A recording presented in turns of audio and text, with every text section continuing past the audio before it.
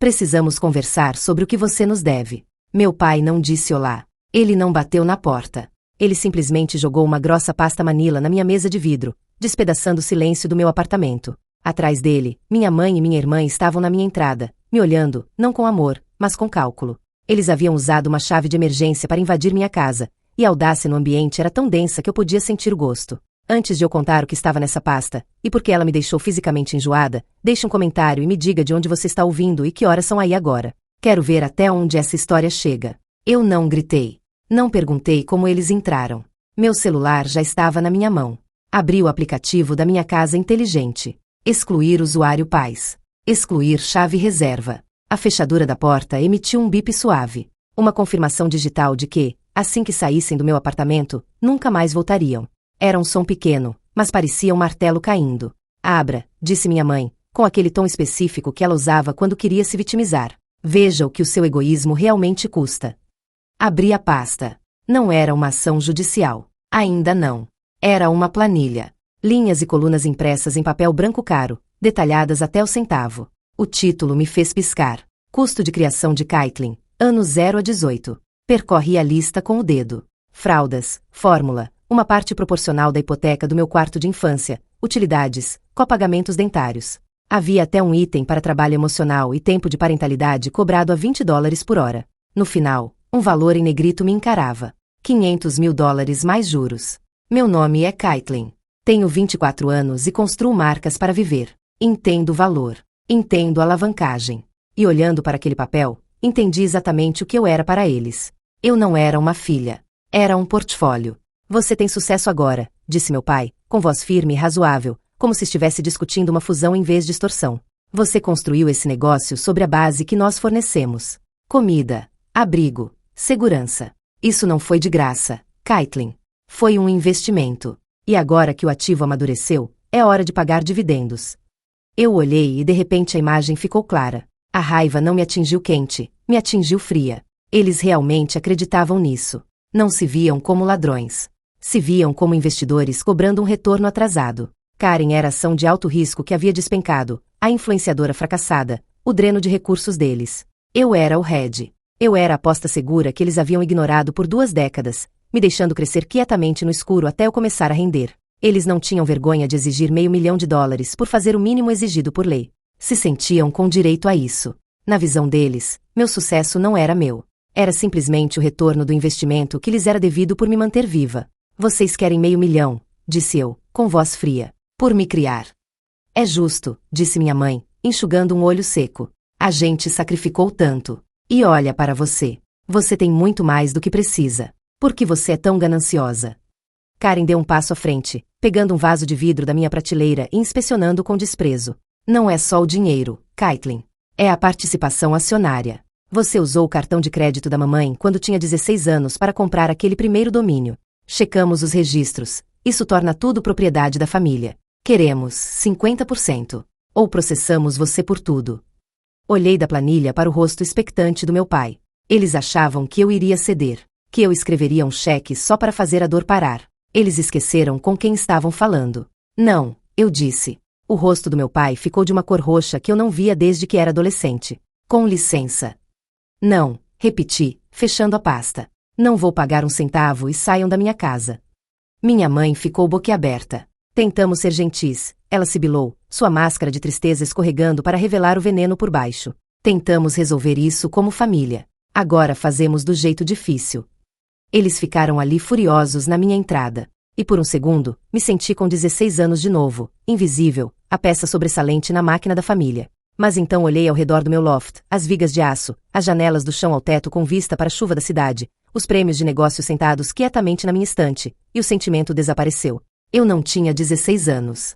Eu era arquiteta da minha própria vida e eles estavam apenas invadindo uma propriedade que não podiam pagar. Tentamos ser gentis, repeti com voz fria. É assim que vocês chamam de me ignorar por 6 anos. Não era exagero. Essa era a estratégia que haviam aperfeiçoado. Silêncio. Enquanto Karen transmitia cada segundo de sua vida nas redes sociais, atrás de fama, fracassando em 3 lançamentos diferentes de marcas de estilo de vida financiados inteiramente pelas economias de aposentadoria do meu pai, eu estava trabalhando no escuro. Aprendi logística de cadeia de suprimentos enquanto eles aplaudiam Karen por aprender uma dança do TikTok. Paguei meus empréstimos estudantis enquanto compravam para ela um carro novo por ter se esforçado na faculdade comunitária. Eles não me olhavam porque eu não brilhava. Era apenas o ruído de fundo, o zumbido da geladeira, confiável e facilmente ignorável. Aquele anonimato era meu escudo. Construí uma marca de 7 dígitos sem que eles soubessem que existia porque sabia que no segundo em que vissem valor, tentariam extraí-lo. E eu estava certa. Vimos a lista. Karen cuspiu, seus olhos percorrendo meu apartamento como se estivesse avaliando itens para um leilão de espólio. Forbes 30 under 30. Isso deveria ter sido eu, Caitlin. Eu sou a criativa. Você roubou minha estética. Roubou todo o meu vibe. Quase ri. Eu vendo decoração industrial para casa. Karen, o seu vibe são tapetes de pilates rosa e café gelado. Nem estamos na mesma galáxia. Não importa, Andrew interrompeu, se colocando entre nós. Ele parecia menor do que eu lembrava, diminuído pela realidade do meu sucesso.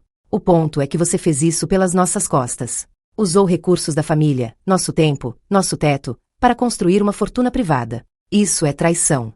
E agora você vai acertar as contas. Não devo a vocês um futuro, disse eu. E definitivamente não devo a vocês o passado.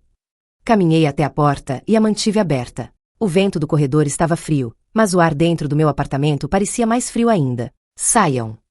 Não.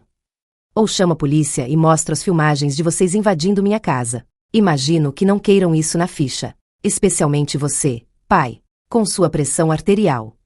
O rosto de Bella endureceu numa máscara de veneno destilado puro. Ela passou por mim, parando a centímetros do meu rosto. Ela cheirava a perfume caro e desespero. Você acha que é intocável porque tem dinheiro agora, ela sussurrou. Mas esquece quem te ensinou a lutar. Tentamos fazer isso em silêncio, Caitlin. Tentamos ser civis. Mas se você quer ser tratada como uma estranha, podemos fazer isso. Só lembre, estranhos processam. Saiam, disse eu. Eles foram saindo. Karen arrastando os pés, lançando um último olhar invejoso para minha área de trabalho. Andrew não olhou para trás quando a porta se fechou e a fechadura inteligente se ativou, selando meu santuário. Não me senti segura. Senti a vibração de um trem se aproximando. Eles não iam embora. Estavam apenas se reagrupando. Não dormi naquela noite. Passei auditando meus próprios servidores, verificando invasões, esperando outro sapato cair. Ele caiu na manhã de sexta-feira. A Black Friday estava 3 dias. Meu maior lançamento do ano, uma nova linha de estantes de aço modular, estava na fila. O estoque estava em ordem. Os anúncios estavam rodando. Fiz login no painel do meu banco empresarial para aprovar um pagamento final ao meu fabricante. Acesso negado. Pisei. Atualizei a página. Conta bloqueada. Código 44B. Liguei para o banco imediatamente. Senhorita Anderson, disse a atendente, sua voz cortante e desconfiada. Recebemos uma ordem judicial esta manhã referente a uma ação judicial pendente por promissor estopel e enriquecimento sem causa. Há também uma sinalização da Receita Federal sobre possível ocultação de ativos. Até que isso seja resolvido, todas as contas estão bloqueadas. Larguei o telefone. Eles não apenas me processaram, me bombardearam. Uma ação judicial leva meses. Um bloqueio leva segundos. Eles sabiam exatamente o que estavam fazendo. Não tentavam vencer no tribunal. Tentavam me matar de fome. Se eu não pagasse meu fabricante até segunda-feira, perderia o estoque. Se não pagasse pelos anúncios, o lançamento falharia. Se o lançamento falhasse, eu estaria insolvente. Meu celular acendeu. Uma notificação do Instagram. Karen havia postado um vídeo intitulado A Verdade sobre minha irmã. Assisti. Entorpecida. Ela estava chorando, perfeitamente iluminada, sem maquiagem, com a voz quebrando na medida certa.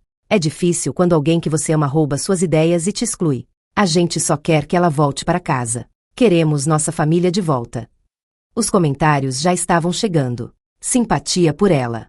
Ódio pela irmã corporativa e fria que havia abandonado a família. Meu peito apertou. Não conseguia respirar. Estava me afogando no mar de notificações vermelhas e transações recusadas.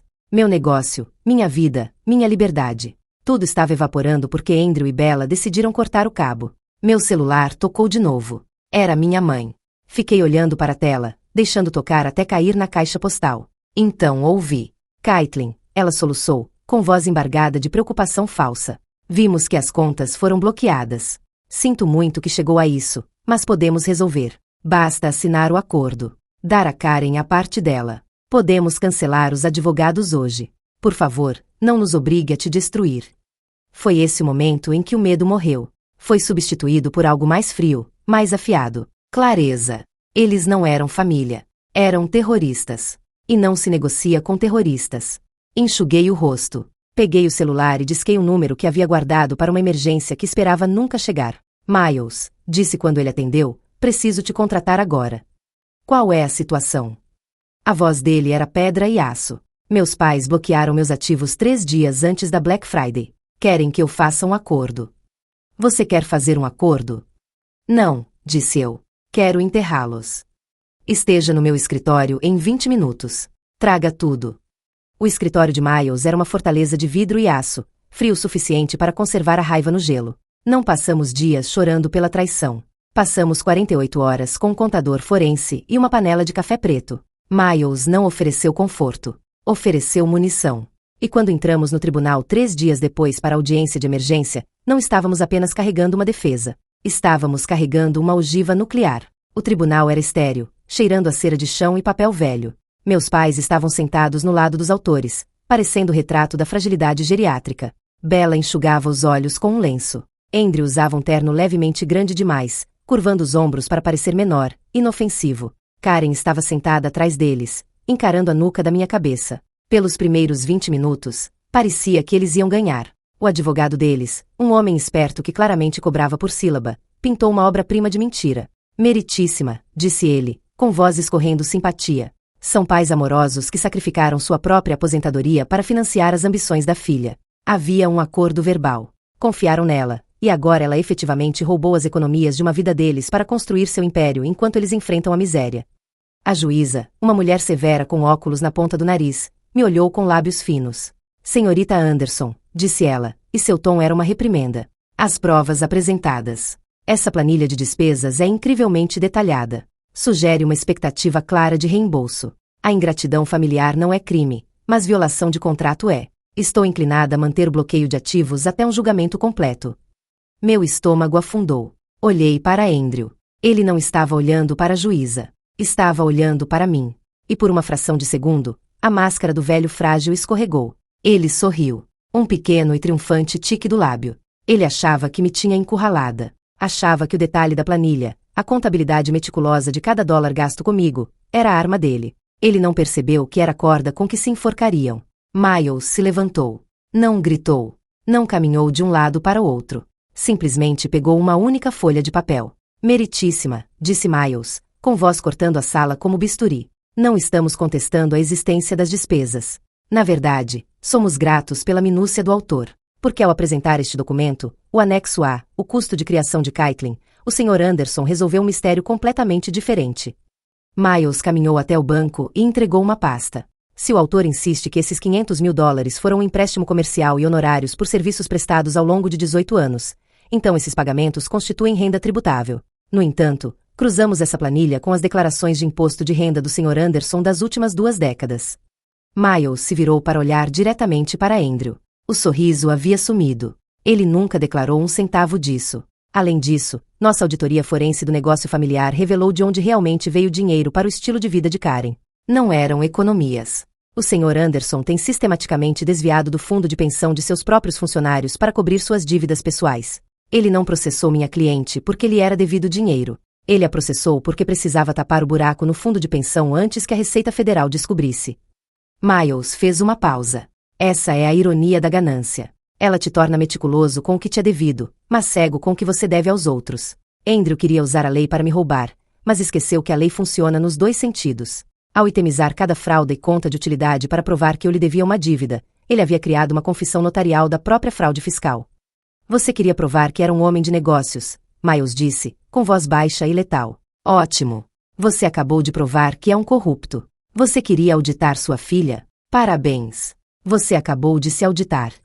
O ar saiu da sala. A expressão da juíza mudou de simpatia para repúdio. Ela olhou para as declarações fiscais, depois para a planilha, depois para o meu pai. Andrew estava pálido, com a boca abrindo e fechando como um peixe fora d'água. Bella havia parado de chorar.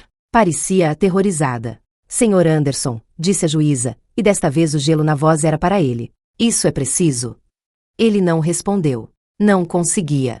Caso encerrado com prejuízo, a juíza anunciou, batendo o martelo com finalidade. Além disso, estou encaminhando este assunto à Receita Federal para uma investigação criminal completa. Senhor Anderson, sugiro que encontre um advogado de defesa, um de verdade. Andrew desabou na cadeira, derrotado. Bella estava soluçando abertamente agora, mas não era o choro falso e manipulador que costumava usar. Era aquele som cru e feio de alguém percebendo que seu mundo estava desmoronando. Karen estava paralisada, olhando para o chão, com o rosto uma máscara de choque. Não sorri. Não me senti triunfante. Simplesmente me senti livre. Mas ainda não havia terminado. Espere, disse eu, com minha voz cortando os murmúrios no tribunal. Há mais uma coisa. Alcancei minha bolsa e retirei um envelope grosso. Miles o pegou de mim e entregou ao oficial, que o passou para Andrew. O que é isso? Andrew perguntou, com voz trêmula. É um aviso de despejo, disse eu com calma. Andrew me encarou, com confusão brigando com o medo nos olhos. Despejo? Do que você está falando? Temos nossa casa. Vocês tinham, corrigi, até 3 meses atrás, quando o banco executou a hipoteca por falta de pagamento. Comprei a dívida por meio de uma holding. Bella olhou para cima, com os olhos arregalados de horror. Você comprou nossa casa? Comprei a dívida de vocês, disse eu. E como não fizeram nenhum pagamento em 90 dias, estou exercendo meu direito de execução. O xerife está entregando o aviso de despejo na propriedade agora. Tem 24 horas para desocupar. Você não pode fazer isso, Bella gritou, se lançando em minha direção. É o aniversário de Karen. Como você pode ser tão cruel? Eu a olhei, realmente a olhei, e não vi nada além de uma estranha. Vocês tentaram me arruinar financeiramente, disse eu. Tentaram destruir minha vida porque se sentiam com direito ao meu sucesso. Agora sabem como é perder tudo. Virei e saí do tribunal com Miles ao meu lado. Atrás de mim, ouvia os uivos de Bella e os gritos de Andrew, mas soavam distantes, como ruídos de outra vida. Quando chegamos ao estacionamento, esperava sentir alívio. Em vez disso, senti uma súbita onda de adrenalina. Andrew irrompeu pelas portas do tribunal, o rosto roxo de raiva. Ele correu em minha direção, punhos cerrados. Sua ingrata! Ele gritou. Vou te matar. Me preparei, pronta para lutar ou fugir. Mas então algo inesperado aconteceu. Karen, que havia seguido os pais para fora, não correu para ajudar o pai. Não tentou pará-lo. Em vez disso, correu para o carro deles, o único bem que lhes restava, e saltou no banco do motorista. Trancou as portas e acelerou o motor. Karen! Bella gritou, correndo em direção ao carro. Karen, espera! Para onde você está indo? Karen nem olhou para eles. Saiu do estacionamento em disparada, deixando os pais parados no asfalto, seus gritos perdidos no barulho do motor. A observei ir, uma fria percepção me tomando. Eles haviam criado um monstro, e agora ele os devorava. A filha predileta havia abandonado o navio afundando, deixando os capitães se afogar. Entrei no meu próprio carro e fui embora, os deixando para trás na poeira. Não olhei para trás. Fui direto para o meu escritório. As luzes estavam apagadas, mas a cidade brilhava pelas janelas. Sentei na minha mesa e abri minha lista de contatos. Pai, mãe, Karen. Selecionei todos eles. Excluir, excluir, excluir. Meu celular pareceu mais leve na mão. Meu peito pareceu mais leve. Verificei o painel do meu negócio. O bloqueio havia sido levantado. Os pedidos estavam chegando para o lançamento da Black Friday. Os números subindo. Um testemunho do trabalho que havia feito. Da vida que havia construído com minhas próprias mãos. Eu não era mais apenas uma sobrevivente. Era a arquiteta da minha própria realidade. Andrew e Bella enfrentavam acusações federais. Estavam sem casa e sem filhos. Tentaram roubar meu destino, mas tudo o que fizeram foi me libertar do deles. Se você já precisou se reconstruir do zero porque as pessoas que deveriam te ajudar tentaram te derrubar, compartilhe essa história. Que saibam que ainda estamos de pé.